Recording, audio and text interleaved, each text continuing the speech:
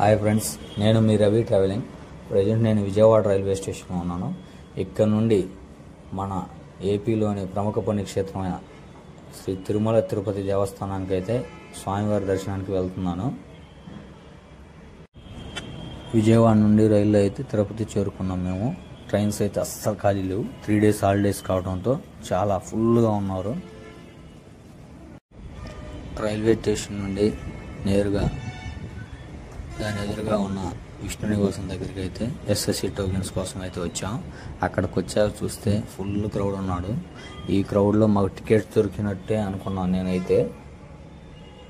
మాకు SSC tokens అయితే ఫైనల్గా దొరికేసాయి. అక్కడ నుండి నేరుగా అలిపిరి మెట్ల దగ్గరికి అయితే మా ఫ్రెండ్ స్వామి జీప్లో అయితే అలిపిరి మెట్ల దగ్గరికి అయితే వెళ్తున్నాం. మా ఫ్రెండ్ స్వామి జీబులో అయితే మేము ఫైనలీ అలిపిరి మెట్ల దగ్గరికి చేరుకున్నాం. ఎస్ఎస్సి టోకెన్స్ కోసం అయితే మాకు 2 గంటల టైం అయితే పట్టింది. కొంచెం ముందుకెళ్తే అలిపిరి మెట్లు వస్తాయి. అలిపిరి మెట్ల దగ్గర అయితే ఫస్ట్ స్టార్టింగ్ మెట్ దగ్గర టెంకాయ కొట్టి నా నడకైతే అలిపిరి మెట్ల మార్గంలో మొదటి గోపురం స్టార్టింగ్ గోపురం దగ్గరికి అయితే వచ్చి చేరుకున్నాం. ఇక్కడ నుంచి మొత్తం 3550 మెట్లు, 11 కిలోమీటర్లు, 7 కొండలు దాటుకుని అయితే మన స్వామివారి దర్శనానికి అలిపిరి మెట్లపై వెళ్తున్నప్పుడు స్వామివారి దశావతారాల్లో ఒకటైన శ్రీకృష్ణ అవతారం మీరు చూడొచ్చు. ఒకసారి చాలా అవతారాలు.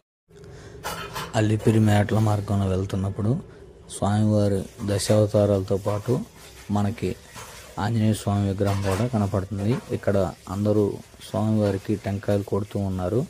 రామాయణంలో ఆంజనేయ స్వామి వారు ఎంత ప్రధానమైన వారో మీకే తెలుసు. ఆయన లేకపోతే రామాయణమే లేదు.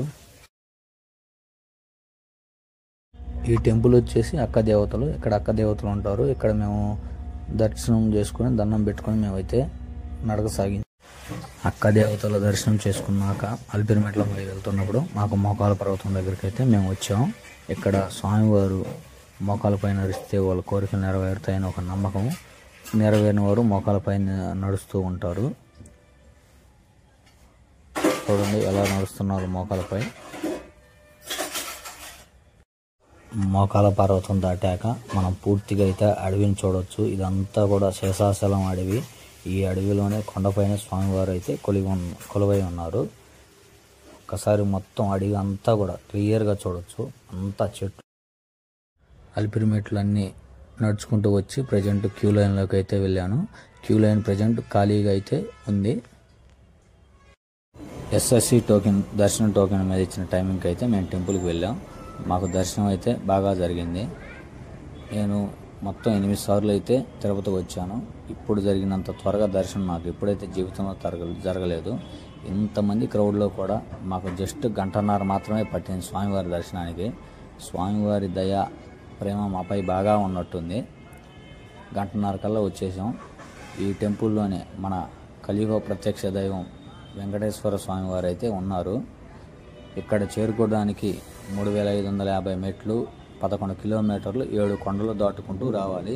ఈ 7 కొండలకు 7 పేర్లు: వృషభాద్రి, గరుడాద్రి, అంజనాద్రి, నీలాద్రి, శేషాద్రి, నారాయణాద్రి, వెంకటాద్రి. ఈ కొండలు 7 కొండలు దాటుకుంటూ మనం రావాలి.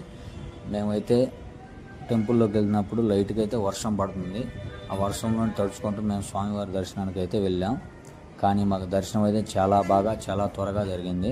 అసలు నేనైతే అనుకోలేదు ఈ క్రౌడ్లో, ఇంత క్రౌడ్లో కూడా మాకు దర్శనం బాగా జరుగుద్దని. కానీ మాకు దేవుడి దయ వల్ల త్వరగా దర్శనం అయింది. దర్శనం చేసుకుని బయటకు వచ్చాము. ఒకసారి మీరు చూడవచ్చు టెంపుల్ వ్యూ అంతా కూడా. బయట అంతా ఇదంతా టెంపుల్ బయట జనం భక్తులందరూ కూడా వర్షంలోనే ఫోటోలు దిగటం, వీడియోలు తీసుకోవడం చేసుకుంటున్నారు. మాకైతే దేవుడి దగ్గర త్వరగా దర్శనం అయింది. ఒకసారి టెంపుల్ బయట అంతా కూడా చూడొచ్చు. మాకు దర్శనం అయిపోయేసరికి నైట్ 12 అయితే అయింది. ఇక్కడికైతే వచ్చాము వారాహి స్వామివారి దర్శనం కోసమని. ప్రజెంట్ అయితే టెంపుల్ మూసేసింది. ఇక్కడే కోనేరు కూడా మనకు పక్కన ఉంది. ఇక్కడ కోనేరు మన వారాహి స్వామివారు అయితే దర్శనం ఇస్తారు. ప్రజెంట్ టెంపుల్స్ అన్నీ క్లోజ్ చేసి ఉన్నాయి.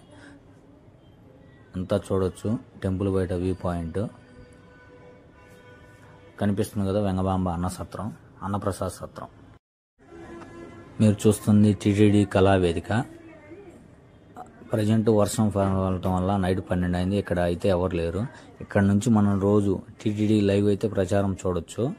ఎవరు లేకపోవడం వల్ల నేను ప్రజెంట్ అయితే దగ్గరకు వచ్చి వీడియో తీయగలిగాను. ఇక్కడ దీని ఎదురుగా కూడా భక్తులందరూ షెల్టర్ తీసుకోవడం జరిగింది. వర్షం కారణంగా వర్షం అయితే పడుతూనే ఉంది ఫుల్గా. భక్తులందరూ కూడా ఇక్కడ షెల్టర్ తీసుకున్నారు. ఇక్కడ నుంచి కూడా మన టెంపుల్ వ్యూ అయితే చూడొచ్చు. దర్శనం అయిపోయాక పైన సన్నిధానంలో ఉన్న టెంకాయలు కొట్టే ప్రదేశం దగ్గరికి అయితే వచ్చాను. ఇక్కడ వర్షంలో కూడా భక్తులు వాళ్ళు టెంకాయలు అయితే కొడుతూ ఉన్నారు. స్వామివారికి మొక్కులు తీర్చుకుంటూ ఉన్నారు. నేను కూడా వచ్చాను. వర్షంలోనే స్వామివారికి అలానే టెంకాయలు కొడుతూ ఉన్నారు భక్తులు. ఒకసారి మీరు చూడండి, ఇంత వర్షంలో కూడా స్వామివారికి వెలిగించినట్టు దీపారాజనలో ఎలాంటి మార్పు లేదు. వర్షంలో కూడా వెలుగుతూనే ఉంది.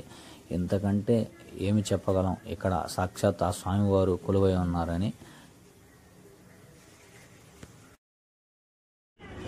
ఇది మన కొండపై గుడి ఎదురు ఉన్న షాపింగ్ కాంప్లెక్స్. ఇక్కడ మన పూజ సామాగ్రికి సంబంధించిన అన్ని వస్తువులు అన్నీ ఇక్కడే దొరుకుతాయి. దేవుడు పటాలు అన్నీ కూడా షాపింగ్ అంతా ఇక్కడే చేసుకోవచ్చు మనం. ఇక్కడే మన లగేజీలు సెల్ ఫోన్లు అయితే తీసుకోవచ్చు. మా దర్శనం అంతా అయిపోయి మేము రిటర్న్ అయితే స్టార్ట్ అవుతున్నాం. గోవింద గో.